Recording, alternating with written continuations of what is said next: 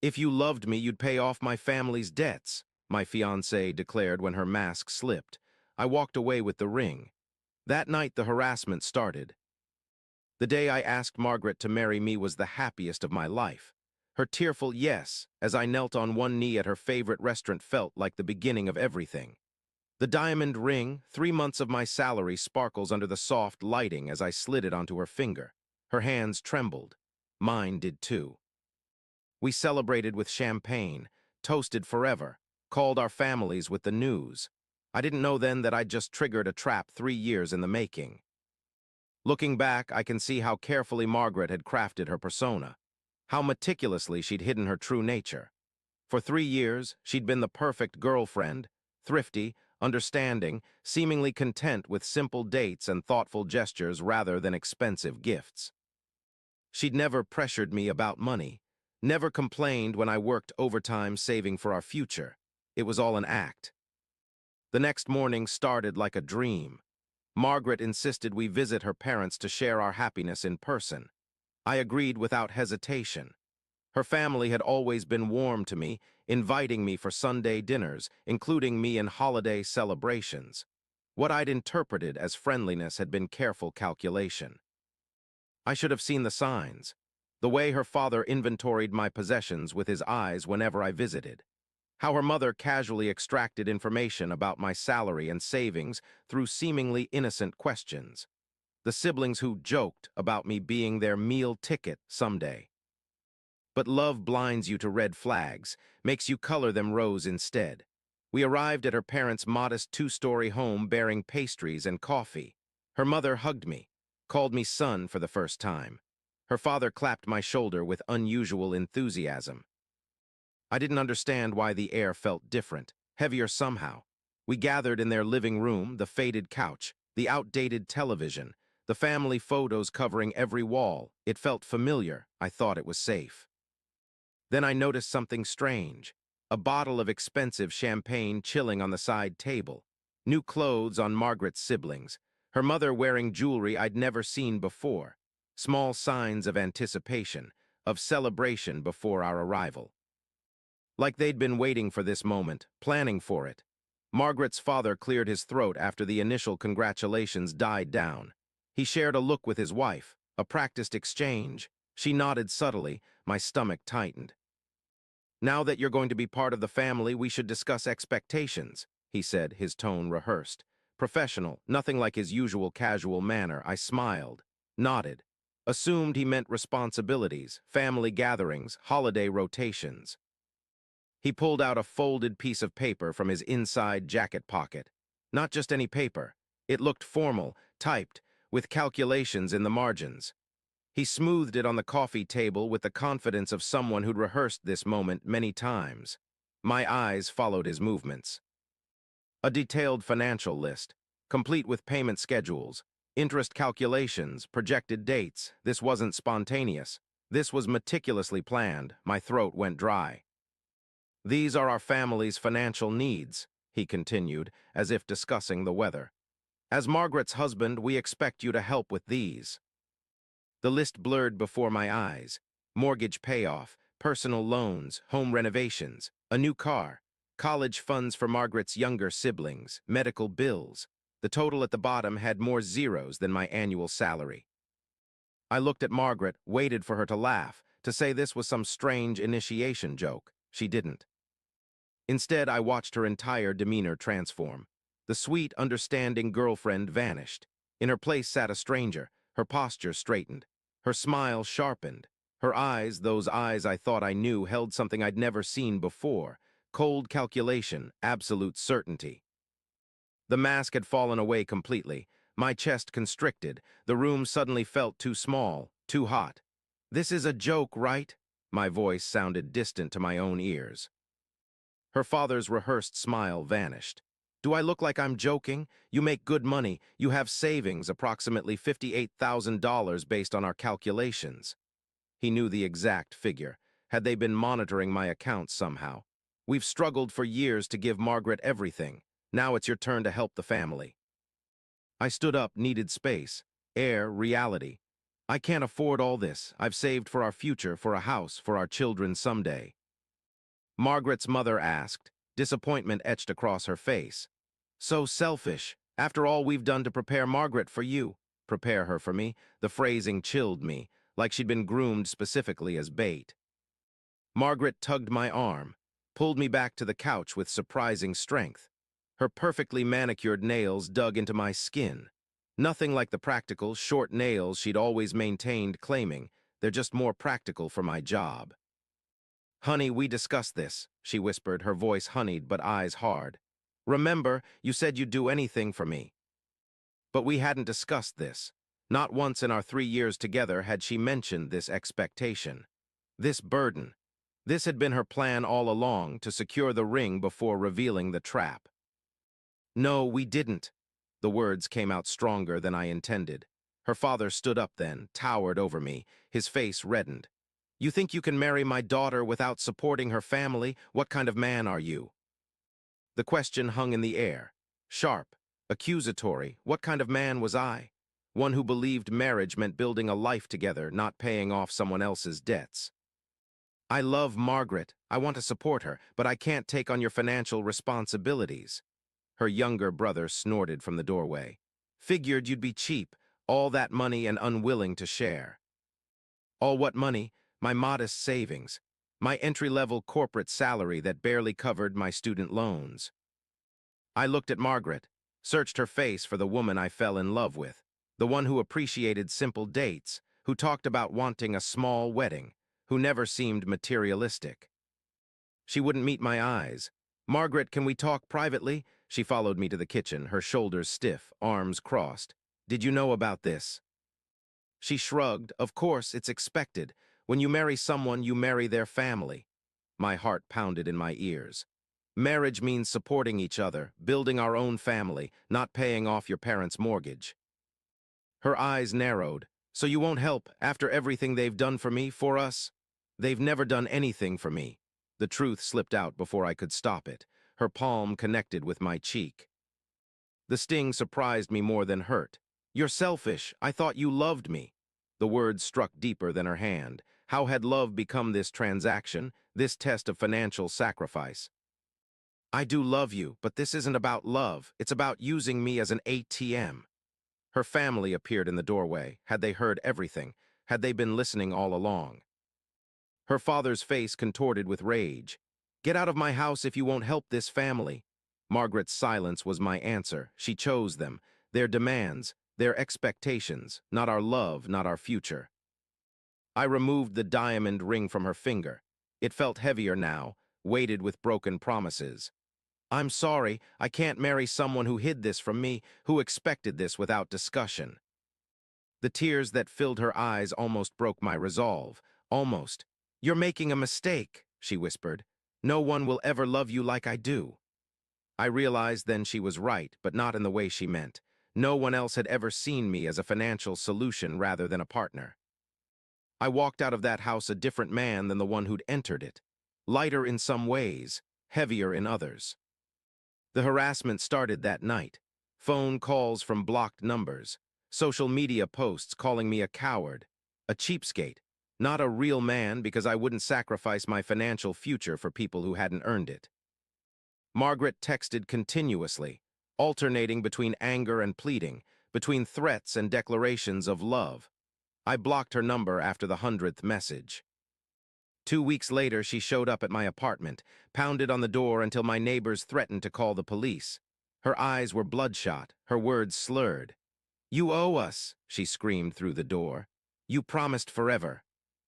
I hadn't opened the door, couldn't bear to see her like this, to be reminded of how thoroughly I'd misjudged her character. The next day, I consulted a lawyer about a restraining order, started apartment hunting in a different neighborhood, changed my phone number, ran from the life I thought I wanted. Her family's financial demand list surfaced at my workplace somehow. Whispers followed me in the break room, judgmental glances in meetings. I requested a transfer to our branch office across town, started over again. 6 months passed, the harassment faded. Life settled into a new normal. Then came the wedding invitation in my mailbox. Margaret's name embossed in gold on creamy cardstock. Marrying someone I'd never heard of. Someone with a last name I recognized from local business listings. Someone wealthy. A handwritten note fell from the envelope. Found someone who knows a man's responsibility. Thought you should see what you lost. I stared at it for a long time. Waited for the pain, the regret, the loss. It never came. Instead, I felt relief wash over me. Pure, uncomplicated relief. I'd escaped. Not just an unreasonable financial burden, but a life tied to people who measured love in dollar signs, who saw relationships as transactions, who would have bled me dry emotionally and financially without remorse. I shredded the invitation, tossed the pieces along with the final remnants of what I'd once felt for her. My phone buzzed with a text from someone I'd been seeing casually, someone who insisted on splitting the bill on our first date, who valued independence alongside partnership, who talked about building something together, not taking what already existed. We were meeting for coffee, nothing serious yet, just potential, honest potential. I glanced around my new apartment before leaving, smaller than my last place, further from work, but mine, safe. The engagement ring sat in my dresser drawer. The diamond caught light when I opened it. A reminder of the price I almost paid for someone else's version of forever. Someday I'd sell it, or reset it for someone who understood that love isn't a financial transaction. That marriage isn't a business merger. That forever shouldn't come with a price tag. But today, I was just grateful for the bullet I'd dodged, for the red flags I'd finally seen, for the strength to walk away when staying would have been easier in the moment but devastating for a lifetime. To everyone facing that moment of clarity when the person you love reveals themselves to be someone you don't recognize, trust that revelation. No matter how painful, love shouldn't cost you your future, your dignity, your sense of self. Real love builds. It doesn't drain. Real love supports. It doesn't demand. Real love sees you as a partner, not a solution to financial problems. I carry these truths with me now.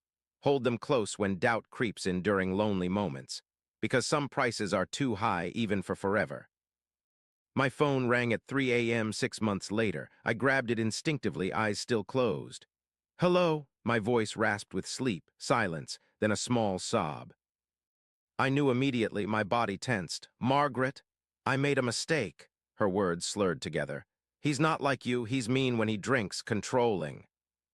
My heart raced, not with longing, with something more complicated, pity mixed with vindication. "You need to call someone else, we're not in each other's lives anymore." "My family hates me," another sob. "The wedding's off, all that money spent for nothing." I sat up in bed, fully awake now. "I'm sorry you're hurting, but I can't be your backup plan." "You were always so good, so kind." Her voice had taken on that manipulative quality I'd somehow never noticed when we were together. "I need help, just alone until I get back on my feet." The old me might have considered it, might have felt responsible for her happiness, but I wasn't that person anymore. "Goodbye, Margaret, I wish you well." I ended the call, blocked her new number. Lay awake staring at the ceiling, not because I regretted my decision, but because I was grateful for how far I'd come, how clearly I could see now. Sometimes the things that hurt us most, the rejections, the betrayals, the painful endings, are actually saving us from something worse. Something like waking up 10 years later, financially drained and emotionally exhausted, trapped in a life you never wanted with people who see you as a resource rather than a human being. The next morning, I deleted the voicemail she'd left after I hung up. Didn't even listen to it. Some chapters need to remain closed.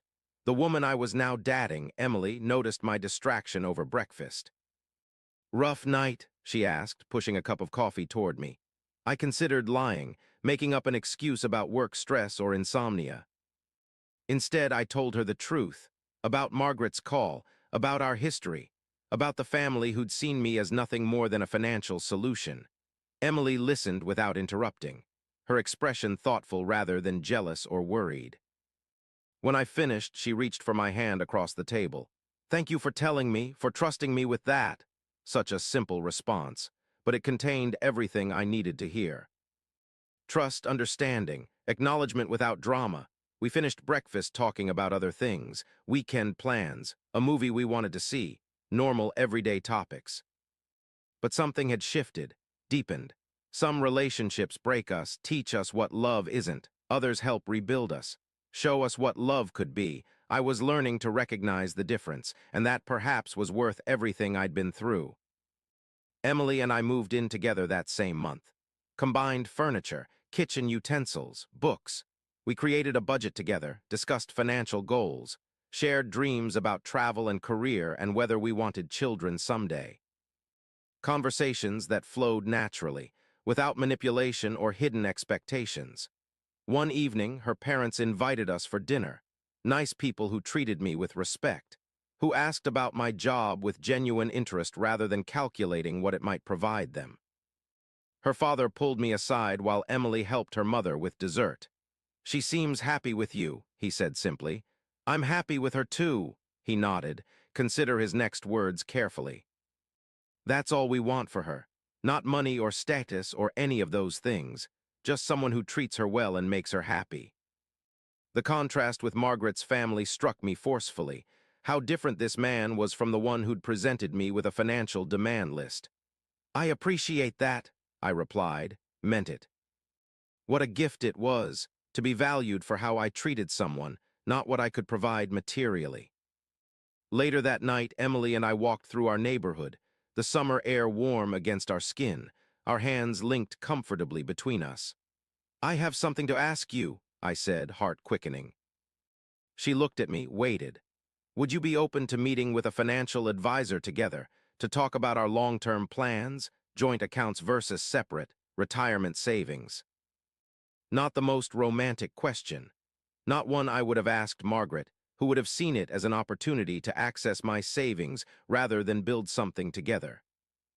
Emily smiled. "I'd like that. It's important to be on the same page about money." Such a simple response, but it meant everything. Financial compatibility, transparency, partnership. I squeezed her hand, felt gratitude wash over me. Sometimes the best things in life come after the worst, after the heartbreak and disappointment, after learning hard lessons about what you don't want. I'd almost married someone who saw me as a wallet rather than a partner, who'd hidden her true expectations until she thought she had me locked in. The narrow escape had taught me to value different things, to recognize authentic connection, to appreciate someone who wanted to build with me rather than take from me. One day, I might consider marriage again, might even sell that engagement ring still sitting in my drawer to buy a different one for a different woman. But this time, I'd know the right questions to ask, the red flags to watch for, the difference between love and exploitation. I'd know that real love doesn't come with a price tag, or a financial demand list, or expectations of solving someone else's problems.